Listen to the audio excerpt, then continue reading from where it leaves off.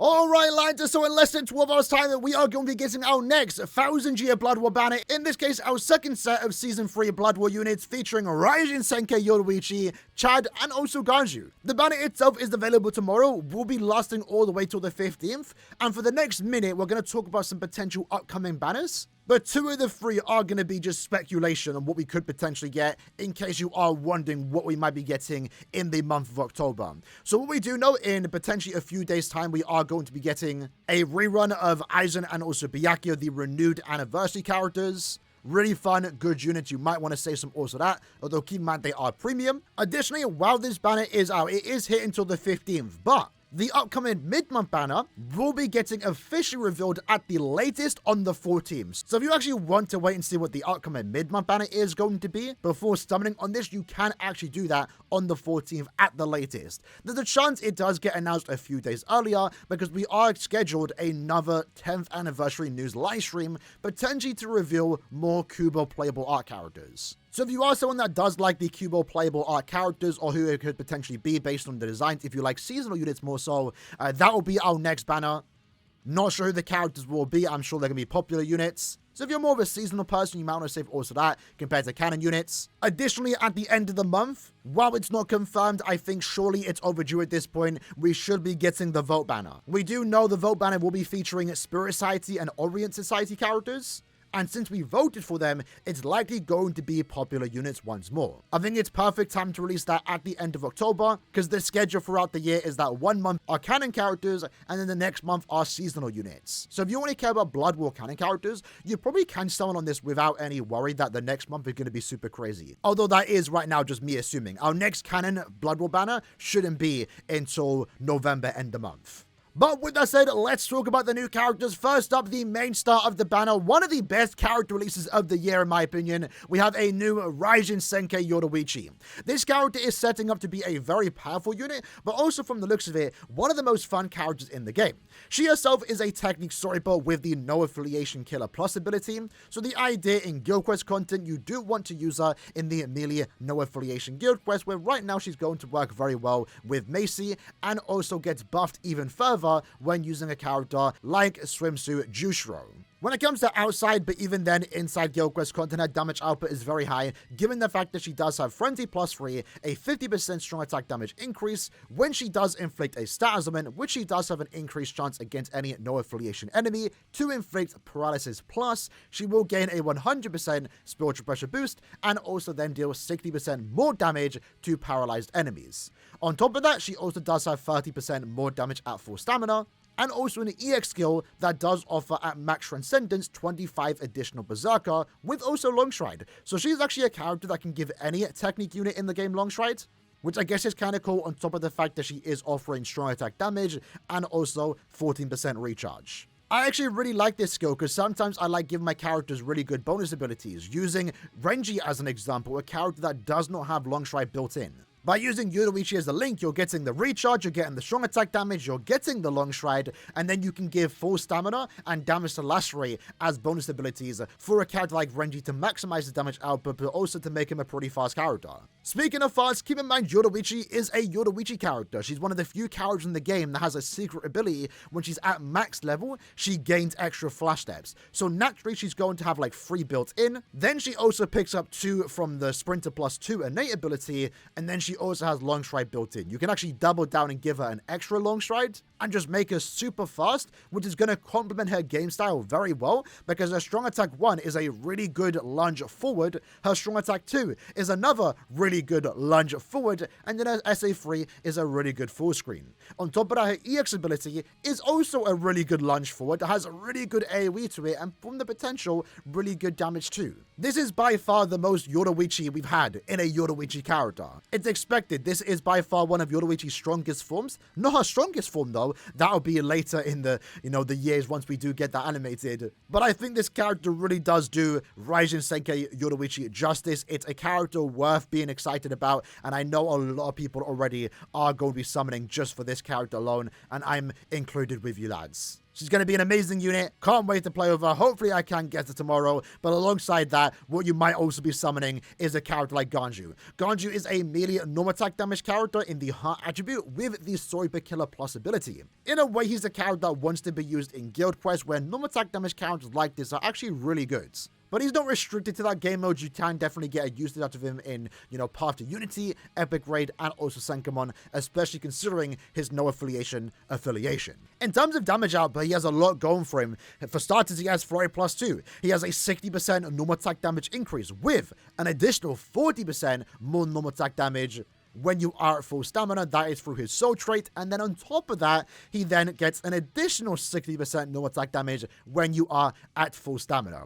And then, on top of that, his EX skill offers 20% normal attack damage at max transcendence as an EX skill that you do give to your entire team. And then, he has another team party buff that offers 20% normal attack damage. And then, he also does have a boost effect on his SA2, that is further increasing his stats by around 43%. To top it off, I guess he also does have another team party buff where he offers 20% strong attack damage to your entire team, which is actually a really good useful team ability for a character in a way wants to be used in epic raids, guild quests, and also Path to Unity where you are playing with other characters or players. But in total, this character's damage output is going to be very high. If you combine all the damage multipliers, they do get a bit higher because they multiply. But if we keep it simple, essentially, he has Flurry plus 2, and a 200% normal attack damage increase on top of having barriers and also a boost effect. He's actually a really good normal attack damage character. It does come with the caveat of being at full stamina, but that's where the, barriers do come in, and he also can inflict Drain Plus on a few of his attacks to potentially allow him to get back up to full stamina. Despite being a normal attack damage character, I think this character has a lot going for him, and a character I could see definitely be used a lot in the future, as far as normal attack damage characters can be used, because he is still a normal attack damage character, but a good one at that. And that leads us into the final character of the banner, that being Chad. Mr. I can't see Chad losing himself. Chad is going to be a new Braver Battle character to kind of coincide with what Uryu did introduce during the 10th anniversary. He's not going to be nearly as good as Uryu, but you're still going to want to have him in your team, and he's basically doubling down on the new opening stat boost and also persistence breaker meta. So in terms of damage output, Chad does have Flurry plus 3 and a 95% normal attack damage increase, with his EX skill offering damage taken at max transcendence 20%. At special number 1, it's only 16, but that's still good. So damage output is naturally going to be high, especially like with Uryu, he is going to have the opening stat boost. So the second the match does start, he's going to boost his stats by 30%. If you are paired with a character like Uryu, for example, Uryu also does the same thing, but the most important part of Uryu is that he does block the entire team from boosting their stats with strong attacks.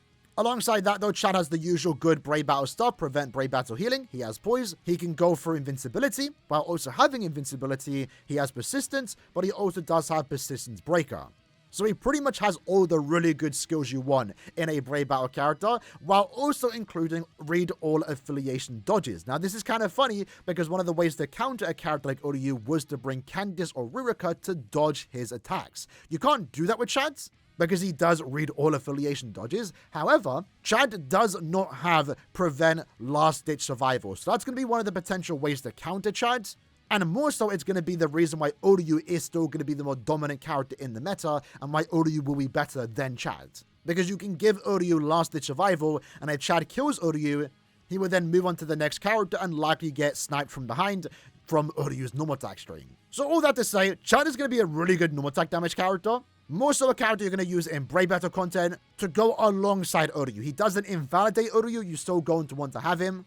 You're going to want to use both in the same team, but Chad is definitely going to be the second best Brave Battle character right now, just further pushing the meta and mechanics that Uryu introduced during the 10th anniversary. And that's it for the main 3 characters. The reasons you will be pulling on this banner, alongside that you do have some other characters. The filler pool definitely could have been better, but in terms of characters that you can use here, we have Tenjiro, a really good normal attack damage character that does support any Soiper character in the game. He offers 30% more damage, so that means you can use him in Guild Quest phases outside of his ranged human Guild Quests, but inside that Guild Quest phase, he does do a lot of good damage. Shinji is an overall good spiritual pressure unit, more so wants to be used in the ranged Squad 0 guild quests, where right now he is one of the 2 good leads. Masaki is very similar, where she is good in the range Espada guild quest, although with Masaki she does have not the best strong attacks, so like Shinji, you are going to have to rely on normal attack damage characters to also get you through those extra waves. But she can inflict paralysis non-stop, so she will provide that protection for your team to allow them to stay at full stamina so they can deal their damage. Toshiro is a normal attack damage character for the melee captain guild quest, overall strong character. He is the main booster for that guild quest phase. I think he's aged quite well in my opinion. Works very well with a character like Senjumaru. Ichigo is an overall just good SP unit. Fun unit to play with. Doesn't really have like amazing use anywhere in particular because there are just now better characters. But he's a fun character. The same can be said for Kyogei. Overall good unit. Fun character to play with, especially if you are a fan of Stamriters, in this case Kyogei. Bambietta, not really that good anymore. Very awkward strong attack kit. Doesn't really see much use nowadays. Yatsuru is a character you kind of want to get duplicates of, but she has been in a lot of banners, so maybe you already have her max transcended. But she's an overall fun unit. A great unit still, especially at max transcendence. And then Chad, the only thing that this character is offering in this banner is baiting you, thinking you get the new Chads. Chad's not really that good, but like I said, the problem with this character is that you're going to hear the Chad voice actor, think you got the new one, but no, it's probably the old one. So due to the banner filler, I don't think this banner is a must summon. But like I said, the pattern throughout the entire year, and what potentially seems likely, is that our next 2 banners are going to be seasonal. So if you only care about Blood War characters, especially ones that are very exciting from Season 3 of 1000 Year Blood War, you potentially could summon on this banner and then have 2 months to save for the next banner, assuming you do skip the next 3 banners, the upcoming 2 mid-months and the upcoming end of month. And that should give you enough orbs to summon on that November end of month, which potentially also could include exciting core 3 characters. The banner fillers though don't really do this banner any favor, so that means it's not really a must summon in my opinion, unless you are a Yoruichi fan, and that way you probably already decided that you are summoning on this banner. I think you can afford to summon on it. I myself, for example, will be summoning on it. I don't plan to go down to 0. I don't want to go down to 0, in that case 25 steps, but it wouldn't hurt to do like 10-15 steps max. Test your luck, try and get your character that you want to get. Only go down to 0 if you are a massive Yoruichi fan and you want to max the character out. You can skip it if you want to save for those seasonal units, if you want to save for other characters that aren't these 3.